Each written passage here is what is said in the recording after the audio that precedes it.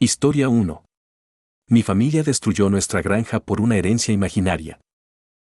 La granja no cerró por falta de clientes. Cerró porque alguien decidió que el amor se mide en dinero. Crecí en un pueblito que casi no sale en los mapas, donde todo el mundo se conoce por apodos y por la camioneta que maneja. Nuestra familia tenía una granja con una tiendita al frente, de esas que huelen a pan dulce por la mañana y a alimento para gallinas por la tarde. Para muchos era solo un negocio, pero para el pueblo era un punto de encuentro. Ahí se dejaban recados, se organizaban rifas, se juntaban firmas y hasta se discutía quién iba a ganar el equipo local. Para mí era mi infancia completa, con mi mamá atendiendo la caja y mi tío entrando por la puerta trasera con las botas llenas de tierra y una sonrisa cansada. Mi mamá y mi tío eran mejores amigos. No de los que se ven en Navidad y ya, sino de esos hermanos elegidos que se hablan por cualquier tontería, que se cuidan en serio. Cuando a mi tío le diagnosticaron cáncer, la vida se le partió en dos. Y como si no fuera suficiente, su esposa le pidió el divorcio. Recuerdo la noche en que mi mamá colgó el teléfono y se quedó mirando la pared, sin llorar todavía, como si su cerebro no hubiera alcanzado a entender. Luego se puso las llaves en el bolsillo y dijo, vamos a ir con él. Y eso hicimos, una y otra vez. Mi mamá lo acompañó a citas, quimios, papeleos del divorcio, y a esa clase de silencios que solo existen en las salas de espera. En la casa reorganizamos todo cuando entró a cuidados paliativos. Movimos muebles, sacamos cajas, improvisamos un dormitorio en la sala porque él ya no podía subir escaleras. La última etapa fue extraña, la casa llena de gente que hablaba bajito, el ruido constante del oxígeno, el reloj sonando demasiado fuerte. Cuando mi tío murió, lo hizo ahí, en nuestra sala, con mi mamá sosteniéndole la mano como si fuera lo único estable en el mundo. Él tenía 3 hijos. Los 2 menores, especialmente, se la pasaban en nuestra casa en fiestas, cumpleaños, feriados. Para mí eran casi como primos hermanos. Nunca hubo pleitos grandes, nunca faltó un plato en la mesa. Después del funeral, siguieron viniendo un tiempo, y yo pensé que todo iba a quedarse en esa tristeza normal de perder a alguien. Hasta que llegó la parte que nadie te enseña, el dinero puede convertir el duelo en una guerra. En el testamento, mi tío dejó a mi mamá una de 3 pólizas de seguro de vida. Era una cantidad específica, como un gesto de agradecimiento por todo lo que ella hizo, y también con la idea de que eso ayudara más adelante con la atención de su exesposa cuando le tocara su propio final. Sus 3 hijos, en comparación, recibieron mucho más para repartirse entre ellos. No eran migajas, era una suma enorme. Nosotros nunca presumimos nada, ni lo publicamos, ni hicimos comentarios. De hecho, en mi casa el tema del dinero siempre se habló con vergüenza, como si nombrarlo lo ensuciara. Primero se quedaron en silencio. De repente dejaron de responder mensajes. Ya no venían a los cumpleaños. Ni siquiera un hola en redes. Luego, un día, mi mamá recibió una notificación legal. Me acuerdo porque estaba lavando platos y vi su cara cambiar, como si alguien le hubiera echado agua helada. Los hijos de mi tío estaban demandando a mi mamá por esa póliza, convencidos de que ella los había engañado o que había dinero escondido. Lo peor era lo personal, la demanda sonaba como si mi mamá hubiera sido una oportunista, cuando el pueblo entero sabía lo que hizo por él. Mi mamá se defendió, porque no había nada que devolver. Era un documento legal, claro como el agua. Aún así, los abogados se comieron el tiempo, la energía y la paz.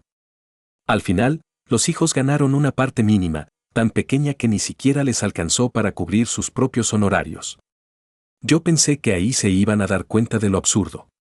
Pero lo que vi fue otra cosa, cuando alguien se convence de que le robaron, cualquier pérdida se vuelve prueba de que el sistema está en su contra, no de que estaban equivocados. Esa demanda fue como una grieta en una represa. En la familia extendida empezó el rumor de que en la granja se escondía dinero, de que mi mamá había manipulado a mi tío, de que la tiendita era una máquina de efectivo que nadie declaraba. Y ahí apareció la pariente que terminó de incendiarlo todo, una tía lejana que casi nunca había trabajado en el negocio, que solo se dejaba ver para criticar o para pedir fiado, pero que se sentía con derecho a exigir cuentas como si hubiera cargado sacos toda su vida.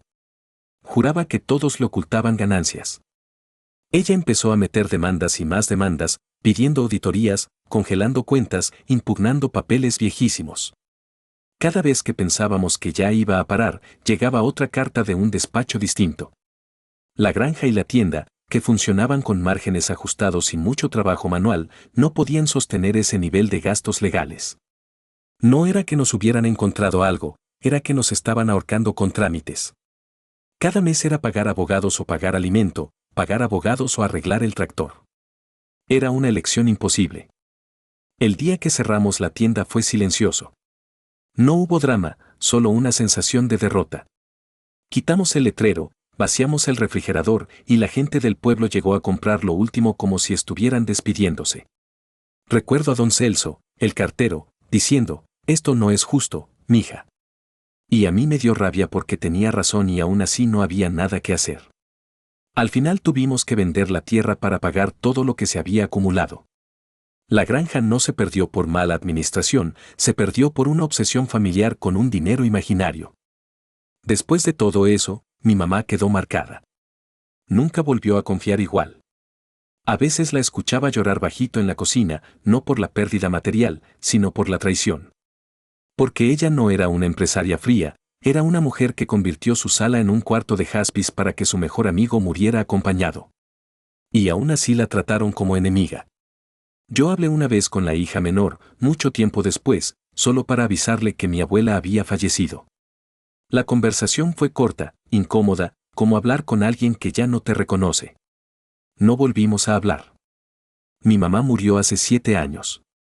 No voy a mentir, su muerte me dejó un hueco que todavía aparece en los días normales, como un escalón que no está. Mi papá quedó solo y por mucho tiempo juró que no quería volver a casarse. Él es un hombre tranquilo, de rutinas, de café temprano y noticias en la radio. Y aún así, hace poco más de un año conoció a una mujer que lo hizo reír de una forma que yo no le veía desde antes de que la familia se rompiera. Ella no llegó a reemplazar a mi mamá, llegó a darle compañía. Yo lo vi y sentí alivio, como si por fin alguien le quitara un poco de peso de los hombros. El problema es mi hermana. Mi hermano y yo ya somos adultos, con nuestras propias vidas, y lo único que queremos es que mi papá esté bien. Pero mi hermana se puso en modo alarma desde que escuchó la palabra matrimonio. Empezó con preguntas disfrazadas de preocupación, ¿y si esa señora se queda con la casa? ¿Y si te manipula? ¿Ya cambiaste el testamento? Luego escaló a reclamos directos, que no se case, que no firme nada, que todo lo que mi papá tiene es de nosotros, que mi mamá no trabajó para que una extraña se beneficie. Lo que me duele es que esta no es la primera vez. Mi hermana y yo ya nos habíamos peleado antes por un tema de herencia, y la raíz era la misma, ella se siente con derecho a todo lo que mi papá tiene, como si ser hija fuera un contrato de propiedad. Se pone intensa, controladora, casi feroz. Y ahora está usando esa ferocidad para frenar la vida de mi papá. Ha logrado que él dude, que posponga planes, que diga cosas como, tal vez es mejor no moverle. Lo veo apagarse un poco cada vez que ella lo presiona. Yo me senté con mi papá y le dije lo que pienso, que el amor no es un premio que se gana por aguantar sola una casa, que casarse no es traicionar a mi mamá y que nadie debería vivir con miedo de sus propios hijos. También hablé con mi hermana y fue como hablar con una pared que solo escucha la palabra dinero. Me soltó frases que me recordaron demasiado a las demandas de antes, seguro te están viendo la cara, seguro hay cosas ocultas, seguro nos quieren quitar. Y yo solo podía pensar, otra vez la misma historia, otro negocio emocional destruido por la paranoia. Mi papá no merece terminar sus años con abogados, amenazas veladas y discusiones sobre quién se queda con qué. Y yo no quiero ver repetirse el patrón que nos quitó la granja, la tienda y media familia. Pero tampoco quiero perder a mi hermana para siempre. Me quedé atrapada entre dos lealtades, proteger la felicidad de mi papá y no dinamitar lo que queda de mi relación con ella. A veces me pregunto si el dinero es una maldición familiar o si simplemente revela lo peor de quien siempre estuvo ahí. Ahora mi papá sigue con su pareja, feliz cuando están juntos, nervioso cuando suena el teléfono y es mi hermana. Yo estoy considerando decirle a mi papá que haga un testamento claro, con asesoría real, para que nadie pueda convertir su duelo futuro en otra guerra. Y al mismo tiempo, me da miedo que eso sea justo lo que mi hermana use para justificar más drama. Estoy cansada de vivir esperando la próxima demanda emocional. ¿Soy la mala por decirle a mi papá que se case aunque mi hermana se oponga? ¿Soy la mala por querer que mi papá proteja legalmente a su pareja sin que eso signifique desheredarnos? ¿Sería cruel poner distancia con mi hermana si sigue presionándolo por dinero? Respuesta 1. NTA. Tu papá es una persona, no una bóveda. Que haga testamento y acuerdos claros y que tu hermana madure. Respuesta 2. Lo que cuentas es el manual de cómo las herencias sacan monstruos. Protejan todo por escrito y no negocien con chantajes emocionales. Respuesta 3. Tu hermana suena igual que esos familiares que arruinaron la granja, la misma paranoia, distinto objetivo. Tu papá merece paz. Historia 2. Mi tía postiza me dejó todo y ahora me quieren destruir. En el funeral nadie apareció, pero cuando leyeron el testamento, de pronto tenía familia de sobra. Mi madrina y tía abuela, a quien yo siempre llamé tía Alba, fue una mujer increíblemente elegante y terca. También fue lesbiana en una época en la que eso no era un dato, era una sentencia social. En los años 50 se mudó a Nueva York buscando una vida donde pudiera respirar, y ahí se fue a vivir con su pareja, mi tía Kitty. Bueno, yo le decía tía Kira porque así sonaba más latino y a ella le daba risa. Kira fue expulsada de su familia cuando se supo que estaba con una mujer. Literalmente la borraron. A Alba la familia de mi papá la toleraba a distancia, como si su vida real fuera un secreto incómodo que se menciona en voz baja. Yo tenía 12 cuando Alba murió. Fue de esas muertes que te parten la infancia en dos, porque yo la veía como una figura gigantesca, como una especie de faro que siempre iba a estar ahí. En su testamento dejó todo a Kira. Eso tensó muchas cosas con el lado de mi papá. De pronto escuché frases como, pues sí, pero al final era familia, y, qué raro que se lo dejara a ella. Mi papá y uno de sus hermanos siguieron hablando con Kira, los demás se limitaron a mandar una tarjeta en Navidad de vez en cuando, como si eso contara como relación. Cuando cumplí 18 me fui a Nueva York a estudiar. No conocía a nadie, llegué con una maleta, un cuarto rentado y esa sensación de que la ciudad es demasiado grande para tu cuerpo. Mi papá me dio un número en un papel doblado, el de Kira. Me dijo, si te sientes sola, llámala. La llamé el primer fin de semana y me citó en un diner viejito cerca de su casa. Llegó arreglada como si fuera a una gala, con un abrigo bonito y un perfume suave. Me abrazó como si yo fuera una parte de Alba que volvía a la vida. De ahí en adelante, Kira se volvió mi familia en la ciudad. Le encantaba que yo quisiera verla, que no la tratara como un apéndice raro del pasado. Yo la presentaba como mi tía sin explicar tecnicismos, y ella, feliz, decía que por fin tenía a alguien joven que la obligaba a caminar más. Pasábamos días festivos juntos. Ella iba a obras y proyectos míos aunque no entendiera nada, y aplaudía como si yo fuera la mejor del mundo.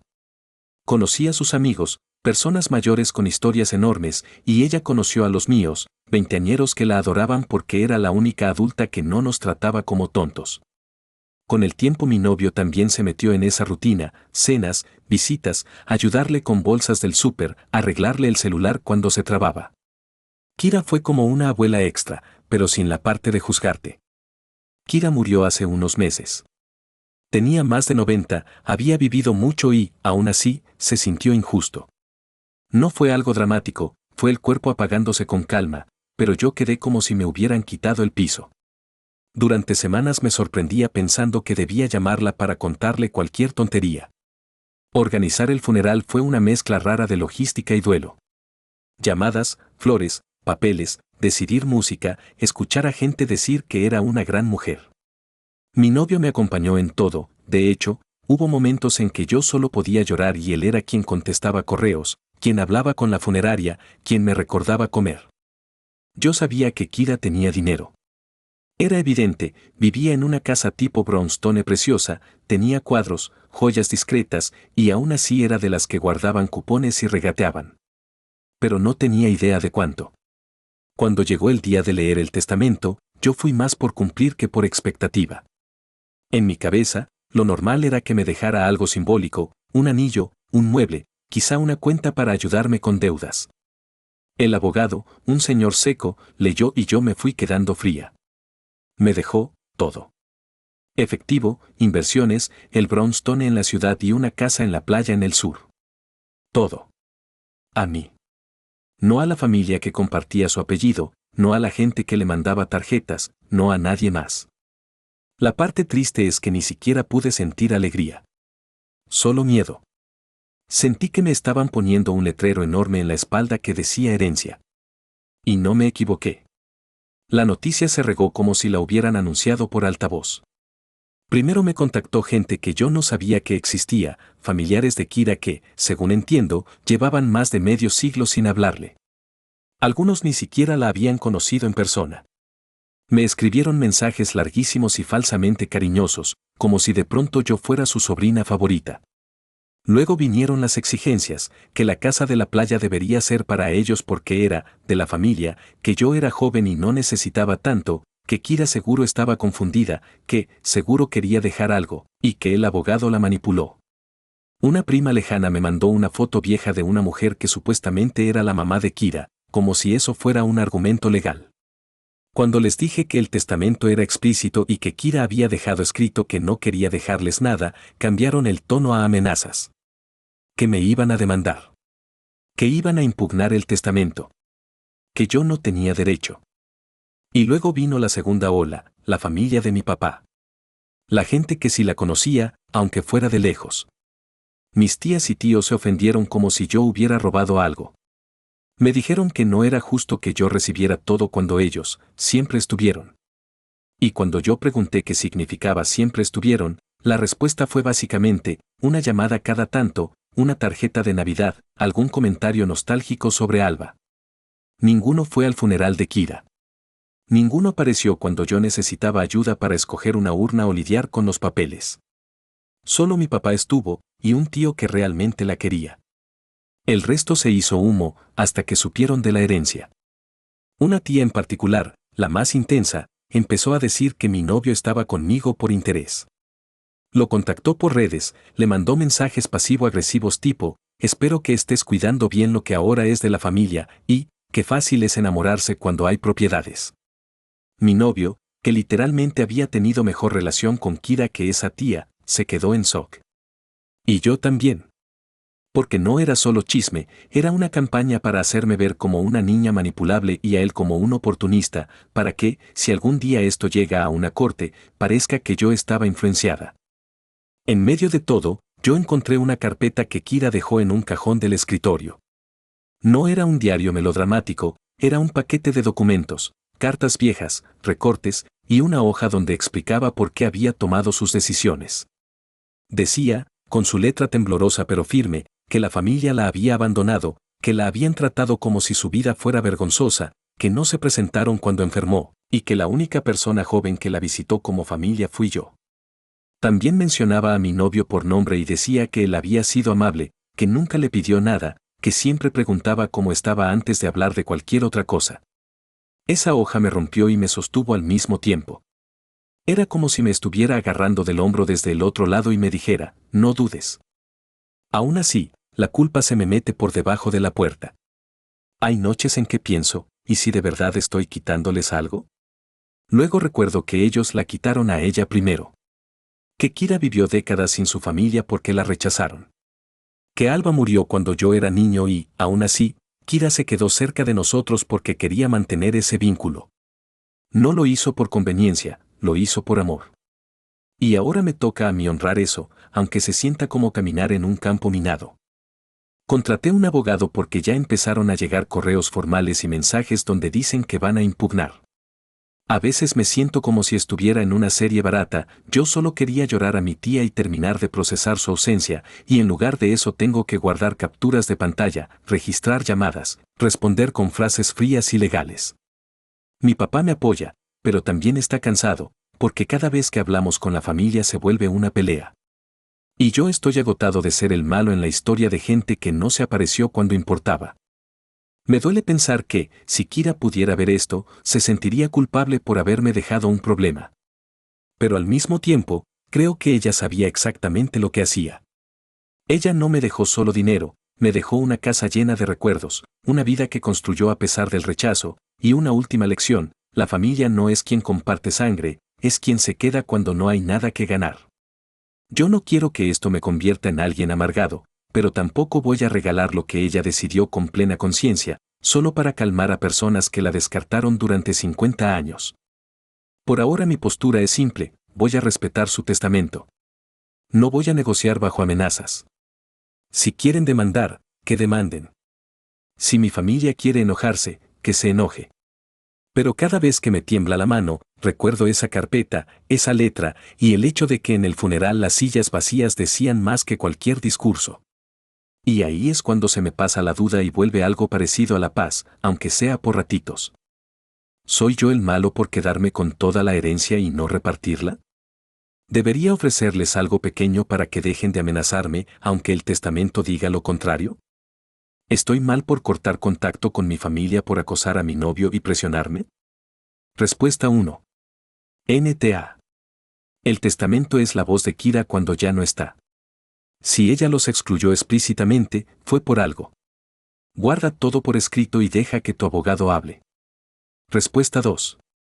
Tu familia apareció cuando olió dinero, no cuando había que acompañar a una señora mayor.